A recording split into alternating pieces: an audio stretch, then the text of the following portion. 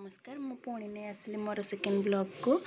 आपण मैंने केमती अच्छा जनइबे देखु पुणी आज मो माँ मो एत खुशी से पुणी मोर मो हाथ से आउ गोटे कम तार पुणी गला देखु आमर ये पूजा को 12 वर्ष हो गला मंदिर को जेहेतु से आमर एठी कलश यात्रा करने मो बाबा को रिक्वेस्ट करी आउ बाबा भी समस्त एकाठी कर राजी हेले एठे आम कलश यात्रा कलश नदी रे पूजा कर कलश बोहिकी आनी आ समस्ते रेडी होगी जाऊँ खरा बहुत होता है मुझे तो पूरा कांदी पकईली मो पाद तातीगला किंतु माँ को डाकी डाकी भलरे भले आम आसी मंदिर जा पहुँची गलु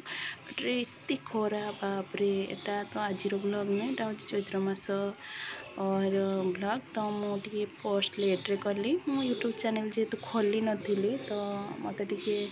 लेट हो गला ठारे ये पछ आड़ू आम सान भाई जाऊँगी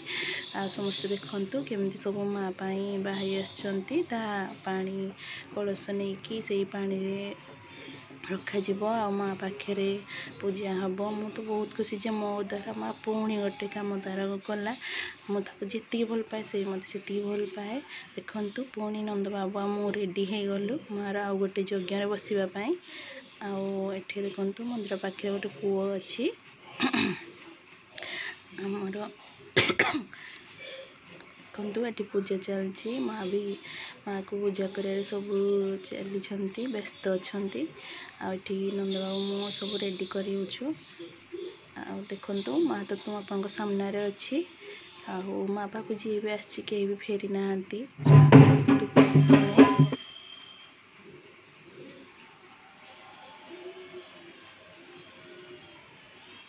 आमर माइक स्टाण जेहेतु मिलला नना देखु पकेट माइक रखिकी मंत्र पढ़ुंट